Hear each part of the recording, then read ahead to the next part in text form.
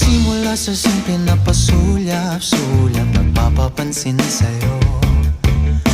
Umabot sa palitan ng mga mensahe, kilig na kilig ako. Kumusta, kain na, hello, magandang umaga.